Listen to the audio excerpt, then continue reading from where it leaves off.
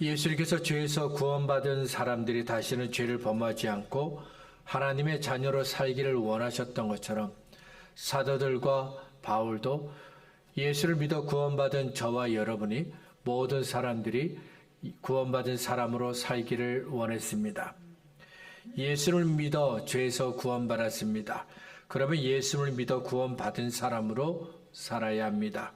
예수님을 믿는 사람으로 살아야 합니다. 그렇지만 많은 사람들이 죄에서의 구원은 알지만 어떻게 살아야 구원받은 사람으로 사는 것인지는 잘 모릅니다. 어떻게 살아야 예수님을 믿는 사람으로 사는 것인지도 잘 모릅니다. 그래서 바울은 갈라디아서 6장 1절부터 10절에서 네 가지 실제적인 예를 들어가며 설명합니다. 죄를 지은 사람에 대해서 말합니다. 어려운 시간을 보내고 있는 다른 사람들에 대해서 말씀합니다. 하나님과의 관계에 대해서 말씀합니다. 다른 사람을 돕는 것에 대해서 말씀합니다. 우리는 지난 시간에 죄를 지은 사람을 어떻게 대해야 하는지 하나님의 말씀을 들었습니다.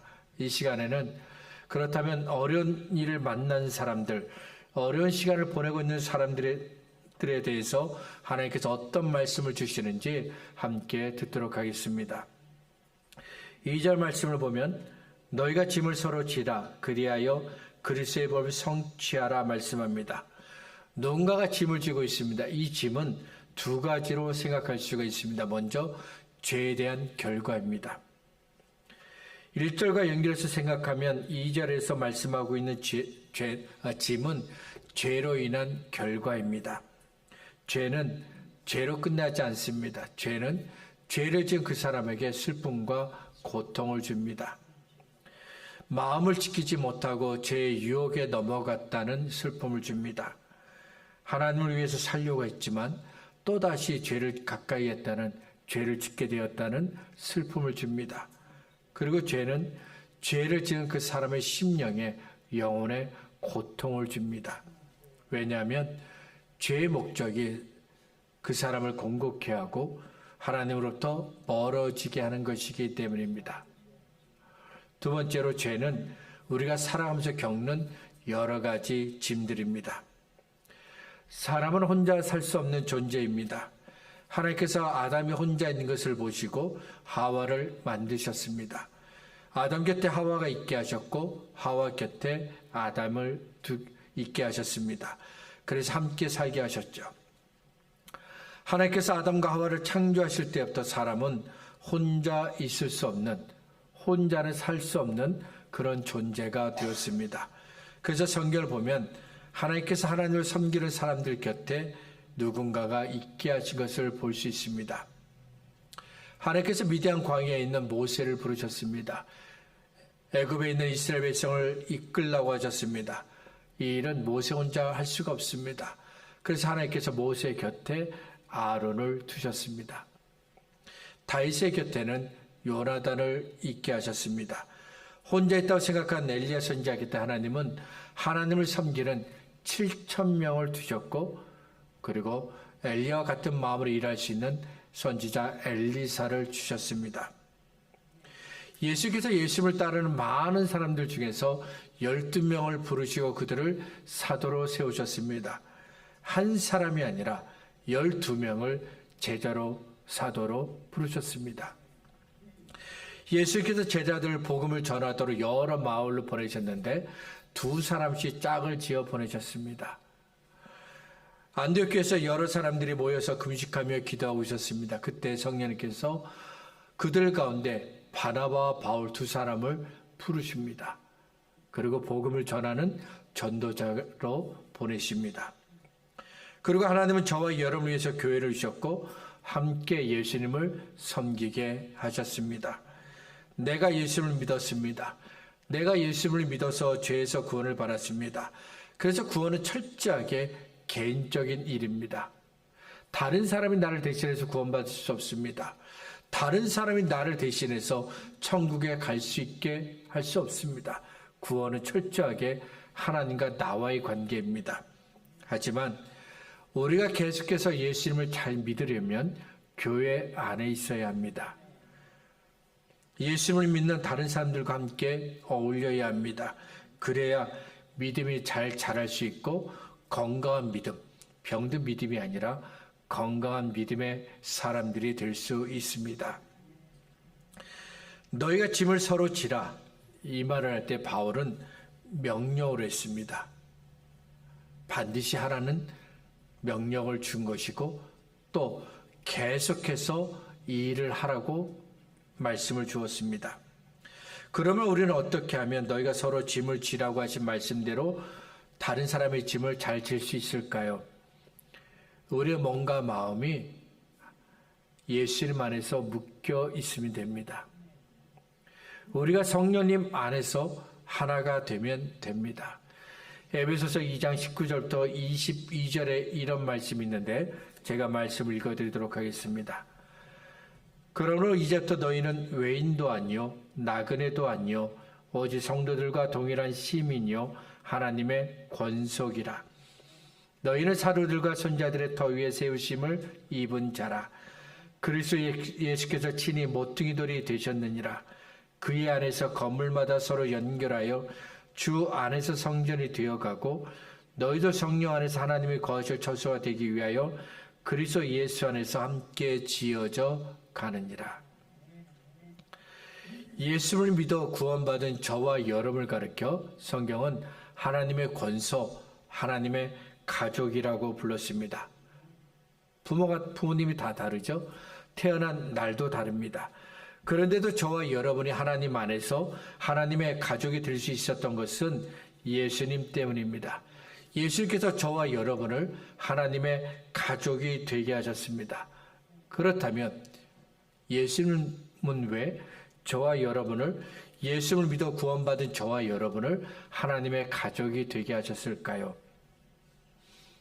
저와 여러분이 하나님이 임재하시는 성전이 되어야 하기 때문입니다. 하나님을 예비하는 성전이 되어야 하기 때문입니다. 하나님께서 말씀하신 대로 하나님이 임재하시는, 하나님이 거하시는 성전이 되려고 합니다. 하나님을 예비하는 성전이 되려고 합니다. 그러려면 먼저 저와 여러분이 예수님 안에서 서로 몸과 마음이 연결되어야 합니다. 한 사람도 빠지지 않고 서로의 몸과 마음이 예수님 안에서 서로 묶여야 합니다. 예수님 안에서 우리의 몸과 마음을 서로 연결했습니다. 하나가 되었습니다. 그러면 비로소 저와 여러분은 하나님께서 임재하시는 성전이 될 수 있습니다. 하나님을 예배하는 성전이 될 수 있습니다. 하나님께서 말씀하신 대로 저와 여러분이 예수님 안에서 몸과 마음을 서로 연결했습니다. 하나님께서 임재하시는 성전이 되었습니다. 하나님을 예배하는 성전이 되었습니다. 그러면 자연스럽게 우리 가운데 약한 사람들을 생각하게 됩니다. 염려와 걱정 때문에 어렵고 힘든 시간을 보내고 있는 사람들을 생각하게 됩니다. 어려운 일을 만난 사람들을 생각하게 됩니다. 왜 그럴까요? 예수님 안에서 우리 모두가 몸과 마음이 연결되어 있기 때문입니다. 우리의 몸을 생각하면 됩니다. 날카로운 가시가 손가락 끝에 박혔습니다. 그러면 어디가 아픈가요? 가시가 박힌 손가락 끝만 아픈 것이 아니라 온몸이 같이 고통을 느낍니다. 서로의 몸과 마음이 연결되어 있습니다. 그러면 말하지 않아도 누가 약한지 알게 됩니다. 누가 슬퍼하는지 알게 됩니다. 누가 염려하고 걱정하는지 알게 됩니다. 누가 어려운 일을 만났는지 알게 됩니다. 누가 하나님을 사랑하는지 알게 됩니다. 누가 거짓이 없는 사랑으로 이웃을 사랑하는지 알게 됩니다. 누가 겸손하게 하나님을 섬기는지 알게 됩니다. 누가 하나님의 일꾼인지 알게 됩니다. 뿐만 아니라 누가 기도하지 않는지, 누가 성경을 읽지 않는지, 누가 믿음의 병이 걸렸는지 알게 됩니다. 누가 하나님보다 자기를 더 사랑하는지 알게 됩니다. 누가 거짓말하는지도 알게 됩니다. 누가 위선적인 사람인지도 알게 됩니다. 예수님 안에서 몸과 마음이 서로 연결되어 있다는 것은 내 마음과 내 생각과 삶을 다른 사람들과 공유하는 겁니다. 연결되어 있다는 것은 나 혼자 따로 있다는 것이 아니라 함께 공유한다는 것입니다. 그래서 내가 다른 사람에 대해서 알게 되는 것처럼 다른 사람들도 내 안에 있는 것들을 알게 되는 것입니다. 오순절날 성령님께서 제자들에게 임재하셨습니다. 성령님으로 충만한 사도들과 제자들은 담대하게 복음을 전했습니다. 사도들과 제자들이 전한 그 복음을 듣고 많은 사람들이 예수 이름을 주로 영접했습니다. 얼마 전까지만 해도 120명만 마가의 다락방에 모여서 기도했습니다. 하지만 지금은 수천 명의 사람들이 모여서 함께 예배하는 큰 교회가 되어버렸습니다. 교회는 날마다 부흥했습니다. 복음의 능력으로 죄를 이겼고 어둠의 권세를 물리쳤습니다. 죄 가운데 있던 사람들이 예수를 믿어 구원을 받았습니다. 이런 가운데 어떤 사람들은 시선을 돌려 교회 안에 있는 사람들을 보았습니다. 가난한 성도들을 보았습니다. 어렵고 힘든 시간을 보내고 있는 사람들을 보았습니다. 슬픔과 고통 가운데 있는 성도들을 보았습니다. 그들이 교회 안에 있는 가난하고 어려운 일을 만난 사람들, 참으로 힘든 시간을 보내고 있는 그 사람들을 볼 수 있었던 까닭은 예수님 안에서 몸과 마음이 연결되어 있었기 때문입니다. 예수님 안에서 몸과 마음이 연결되어 있었기 때문에 가난하다는 것을 알게 되었습니다. 슬픔 가운데 있다는 것을 알게 되었고 힘들고 어려운 시간을 보내고 있다는 것을 알게 되었습니다. 고통을 알게 되었습니다. 이렇게 다른 성도들의 어려움을 알게 된 사람들은 즉시 자신들의 재산과 소유를 팔았습니다. 도움이 필요한 사람들에게 나누어 주었고 어떤 성도들은 자기가 가진 물건을 필요한 사람들에게 나누어 줬습니다. 그리고 마음을 같이하여 모였고 한 사람도 혼자 있게 하지 않았습니다. 사도행전 2장 44절부터 47절에 있는 말씀입니다. 믿는 사람이 다 함께 있어 모든 물건을 서로 통용하고 또 재산과 소유를 팔아 각 사람의 필요를 따라 나눠주며 날마다 마음을 같이하여 성전에 모이기를 힘쓰고 집에서 떡을 떼며 기쁨과 순전한 마음으로 음식을 먹고 하나님을 찬미하며 또 온 백성에게 친송을 받으니 주께서 구원받는 사람을 날마다 더하게 하시니라. 예수님을 믿어 구원을 받았다는 것은 혼자 믿음을 지키고 혼자 다하는 것이 아닙니다. 예수님을 믿어 구원받은 다른 사람들과 함께하고 함께 동행하라는 겁니다. 그래서 너희가 서로 짐을 지라고 말씀하신 겁니다. 이렇게 우리가 서로 짐을 질 때 비로소 우리는 내가 너희를 사랑한 것 같이 너희도 사랑하라고 하신 주님의 말씀을 지키게 되는 겁니다. 우리에게 주신 그리스도의 법을 성취하게 되는 겁니다. 요한복음 13장 34절과 35절입니다. 새 계명을 너희에게 주노니 서로 사랑하라. 내가 너희를 사랑한 것 같이 너희도 서로 사랑하라. 너희가 서로 사랑하면 이로써 모든 사람이 너희가 내 제자인 줄 알리라. 예수님은 너희의 이웃을 너희의 몸과 같이 사랑하라고 말씀하셨습니다. 그런데 어떤 사람들은 누군가의 짐을 나누어지는 것을 불편하게 생각했습니다. 그들이 볼 때 슬픔과 고통은 그 사람이 지은 죄의 결과입니다. 죄를 짓지 않았더라면 슬픔과 고통은 오지 않았을 겁니다. 그런데 자기의 잘못 때문에 생긴 것들을 다른 사람들에게 떠넘기려고 합니다. 그들이 볼 때 이것은 잘못된 겁니다. 죄 때문이 아닐지라도 자기가 당한 어려운 일들을 다른 사람들에게 떠넘기는 것은 안 됩니다. 이렇게 자기 어려운 일들을 다른 사람들에게 떠넘기는 것은 오히려 다른 사람과의 관계를, 좋은 관계를 깨트리는 겁니다. 교회에 부담을 주는 겁니다. 이들은 누군가의 짐을 지는 것을 무척이나 불편하게 생각했습니다. 누군가에게 짐을 떠넘기는 그 사람들을 싫어했습니다. 3절과 4절에서 바울은 이런 생각을 가진 사람들을 책망하며 말합니다. 만일 누가 아무것도 되지 못하고 된 줄로 생각하면 스스로 속임이라. 각각 자기의 일을 살피라. 그리하면 자랑할 것이 자기에게는 있어도 남에게는 잊지 아니하리라. 만일 아무것도 되지 못하고 된 줄로 생각하면 스스로 속임이라고 했는데, 바울이 볼 때 아니, 하나님의 판단입니다. 하나님은 누군가의 짐을 나눠주지 않는 사람들은 교만하다라고 보셨습니다. 교만에 빠졌기 때문에 다른 사람들을 잘못되었다고 비난하는 겁니다. 야고보서 2장 14절부터 17절은 이렇게 교만에 빠져 다른 사람들을 비난하는 사람들에게 주시는 하나님의 말씀입니다. 내 형제들아, 만일 사람이 믿음이 있노라 하고 행함이 없으면 무슨 유익이 있으리요? 그 믿음이 너희 자기를 구원하겠느냐?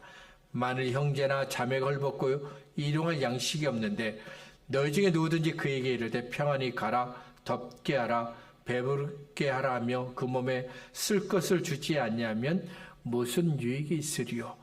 이와 같이 행함이 없는 믿음은 그 자체가 죽은 것이라.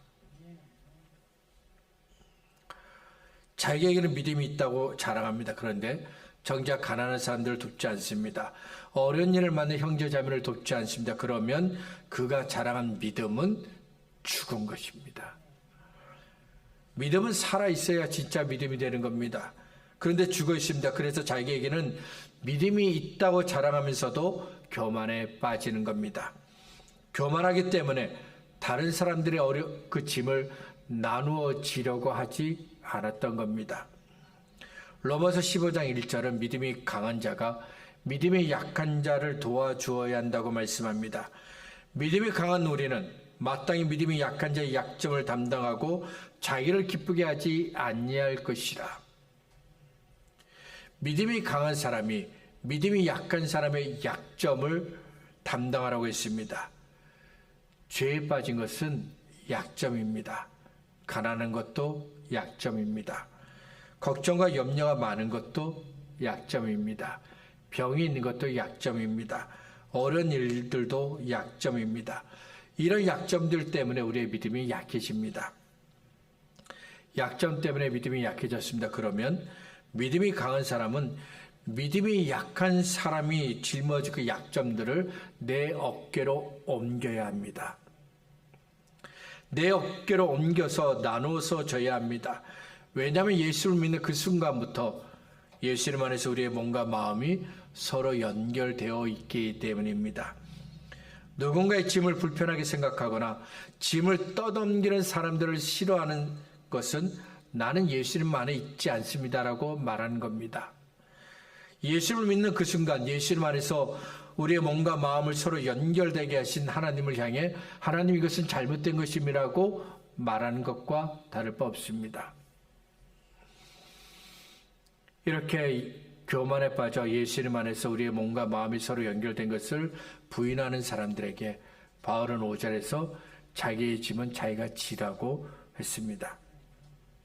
여기서 말하는 짐은 우리가 앞서 2절에서 보았던 죄의 결과도 아니고 살아가면서 겪는 여러 가지 짐도 아닙니다. 아예 말 자체가 틀립니다. 여기서 말하는 짐은 하나님께서 한 사람 한 사람에게 주신 사명, 하나님께서 그에게 하라고 주신 일을 뜻합니다. 이것은 다른 사람들과 나눌 수가 없습니다. 하나님께서 내게 주신 사명이고 내가 해야 할 일이기 때문입니다. 하나님께서 나에게 주신 사명이 무엇일까요? 하나님께서 저와 여러분에게 주신 일이 무엇일까요? 예수님께서 나를 사랑하신 것처럼 나도 다른 사람을 사랑하는 것, 이것이 바로 하나님께서 저와 여러분에게 주신 사명입니다. 저와 여러분이 반드시 해야 할 일입니다. 교회 안에 누군가가 죄로 인한 슬픔과 고통의 시간을 보내고 있습니다. 가난합니다. 갑자기 닥치는 어려운 일들 때문에 힘들고 어려운 시간을 보내고 있습니다. 그러면 우리는 그들의 짐을, 그들의 슬픔과 고통을 나누어서 짊어져야 합니다. 가난을 이길 수 있도록 도와주어야 하고 어려운 문제를 해결할 수 있도록 도와주어야 합니다. 함께 기도해야 합니다. 왜냐하면 하나님께서 저와 여러분에게 주신 사명이고 반드시 하라고 주신 일이기 때문입니다. 디모데 전서는 바울이 디모데에게 보낸 편지입니다. 디모데는 에베소에서 목회하고 있는데 근데 디모데가 참 어렵게 목회하고 있습니다. 그래서 바울은 디모데를 격려하고 돕기 위해서 디모데 전서를 쓰게 됩니다. 바울은 디모데를 돕기 위해 많은 것들을 말했는데 그 중에 과부에 대한 권면이 있습니다. 가나안 땅에 정착한 이스라엘 백성에게 하나님은 특별히 고아와 과부와 나그네를 외면하지 말고 도우라고 말씀하셨습니다. 고아에게는 부모가 없죠. 과부에게는 그녀를 지켜주고 일을 할 수 있는 남편이 없습니다. 나그네에게는 집과 가족이 없습니다. 고아와 과부와 나그네 모두 누군가의 도움이 절실하게 필요한 사람들입니다. 그래서 하나님께서 이스라엘 백성들에게 너희 가운데 있는 고아와 과부와 나그네들을 반드시 도우라고 말씀하신 겁니다. 그 중에서 바울은 과부를 돕는 것에 대해서 말합니다. 그 당시 사람들의 수명은 짧았습니다. 그리고 전쟁 때문에 많은 사람들이 죽었습니다. 전염병 때문에 또 사람들이 많이 죽었습니다. 다양한 이유로 남편이 일찍 죽어 과부가 된 사람들이 정말 많았습니다. 사도행전 6장을 보면 예루살렘 교회 안에서도 과부들이 많았습니다. 예루살렘 교회는 적극적으로 과부들을 도와주었습니다. 하지만 과부가 너무 많다 보니 결국 이방인 성도들이 불만을 갖게 됩니다. 이방인 성도들이 볼 때 이방인 출신 과부들이 유대 출신 과부들보다 덜 혜택을 받고 있습니다. 예루살렘 교회에서 일어난 일이 다른 지역에 있는 교회에서도 일어났습니다. 디모데가 목회하고 있는 에베소 교회에서도 역시 과부들을 돕는 일 때문에 어려움을 겪었습니다. 그때 바울은 제일 먼저 한 말이 과부를 존대하라고 했습니다. 디모데전서 5장 2절과 3절입니다. 늙은 여자에게는 어머니에게 하듯하며 젊은 여자에게는 온전히 깨끗함으로 자매에게 하듯하라. 참 과부인 과부를 존대하라. 존대하라고 했습니다. 과부라는 그 존재를 높이 평가하고 존중하라는 겁니다. 말로만 과부를 높이고 존중하는 것이 아닙니다. 마음으로 높이고 존중하고 행동으로 높여서 존중하라는 겁니다. 그리고 도와주라는 겁니다. 그런데 디모데전서 5장 5절에서 바울은 참 과부를 말합니다. 참 과부로서 외로운 자는 하나님께 소망을 두어 주야로 항상 간구와 기도를 하거니와. 참 과부는 외로운 사람이라고 했습니다. 남편만 없는 것이 아니라 자녀도 없고 손자도 없습니다. 혼자만 남아있어 의지할 곳이 전혀 없습니다. 그래서 하늘에 계신 하나님께 소망을 두고 사는 사람, 그런 과부를 가리켜 참 과부라고 불렀습니다. 바울은 이렇게 혼자 남아 의지할 것이 전혀 없는 참 과부를 도와주라고 했습니다. 그런데 만일 과부에게 친척이 있으면 어떻게 해야 할까요? 자녀가 있고 형제 자매가 있으면 어떻게 해야 할까요? 바울은 가족과 친척이 도와주라고 했습니다. 디모데전서 5장 16절입니다. 많은 믿는 여자에게 과부 친척이 있거든 자기가 도와주고 교회가 짐지지 않게 하라. 이는 참 과부를 도와주게 하려 함이라. 바울은 교회 도움을 받지 말고 가족이, 자녀가, 친척이 과부를 도와주라고 했습니다. 바울이 왜 이렇게 말했을까요? 교회 안에 과부가 많습니다. 하지만 교회가 모두를 넉넉하게 도와줄 수는 없습니다. 그래서 바울이 가족과 친척들에게 너희의 가까운 과부를 도와주라고 한 걸까요? 바울은 이 말을 할 때 믿음을 생각했습니다. 믿음. 디모데전서 5장 8절입니다. 누구든지 자기 친족, 특히 자기의 가족을 돌보지 않냐면 믿음을 배반한 자여 불신자보다 더 악한 자니라. 하나님을 믿는다는 것은 하나님의 말씀대로 지키고 하나님의 말씀대로 사는 겁니다. 그래서 하나님을 믿는 사람은 하나님께서 나에게 주신 사명을 지킵니다. 하나님께서 나에게 하라고 하신 그 일들을 합니다. 외면하지 않습니다. 가족 중에 과부가 있습니다. 친척 중에 과부가 있습니다. 그러면 과부를 돕는 것은 내가 해야 할 일입니다. 하나님께서 내게 주신 사명입니다. 그런데 예수님을 믿는 내가 과부를 도와주지 않습니다. 가족을 돕지 않는 것이죠. 친척인데 돕지 않습니다. 그러면 하나님께서 그에게 주신 사명을 충실하게 지키지 않는 것입니다. 하나님께서 그에게 하라고 주신 그 일들을 그가 지키지 않는 겁니다. 뿐만 아니라 하나님을 믿는다고 했던 그 모든 말들이 다 거짓말이 되어버립니다. 그래서 믿음을 배반한 사람이라고 말한 겁니다. 하나님을 믿지 않는 사람들보다 더 악하다고 말한 겁니다. 이렇게 하나님께서 주신 사명을 외면하고 하나님께서 주신 일을 소홀히 하는 사람들에게 야고보서 2장 17절은 행함이 없는 믿음은 그 자체가 죽은 것이라고 말씀합니다. 가족과 친척이 과부를 도왔습니다. 그 순간 가족과 친척은 과부의 무거운 짐을 서로 나눠서 지게 됩니다. 이것은 교회가 할 일을 가족과 친척에게 미룬 것이 아닙니다. 서로 짐을 지는 것은 하나님께서 저와 여러분에게 주신 사명입니다. 예수를 믿어 구원을 받았기 때문에 당연히 저와 여러분이 해야 할 일입니다. 어쩔 수 없이 하는 것이 아닙니다. 예수를 믿어 구원받았기 때문에 저와 여러분이 당연히 해야 할 일인 겁니다. 말씀을 정리하겠습니다.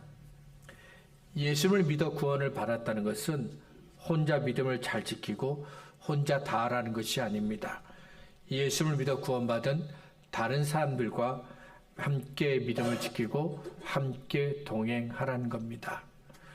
이렇게 우리가 서로 짐을 질 때 비로소 우리는 내가 너희를 사랑한 것 같이 너희도 서로 사랑하라고 하신 그 예수님의 말씀을 지키게 되는 겁니다.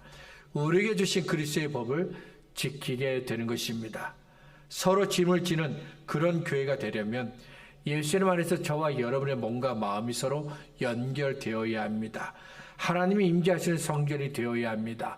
하나님을 예배하는 성전이 되어야 합니다. 그러면 하나님께서 바울을 통해 말씀하신 대로 서로의 짐을 나눠지는 그런 교회가 될 수 있습니다. 우리 교회가 예수님 안에서 몸과 마음이 서로 연결되는 교회가 되기를 원합니다. 하나님께서 임재하시는 교회가 되기를 원하고 하나님을 예배하는 성전이 되기를 원합니다. 그래서 누군가의 기쁨이 나의 기쁨이 되고 누군가의 슬픔과 고통이 나의 슬픔과 고통이 되고 누군가의 기도가 나의 기도가 되고 누군가의 사랑이 나의 사랑이 되기를 원합니다. 누군가의 헌신과 섬김이 나의 헌신과 섬김이 되고 누군가의 하나님을 향한 그 열심이 나의 열심이 되기를 원합니다. 그래서 예수님께서 우리를 사랑하셨던 것처럼 우리도 서로 사랑하는 교회가 되기를 원합니다. 서로를 품어주고 서로를 보듬어주고 서로를 격려하고 위로하고 그의 어깨에 짊어진 무거운 짐을 내 어깨로 옮기고 그래서 함께 하나님의 사랑을 나누고 은혜를 나누는 그런 교회가 되기를 소원합니다.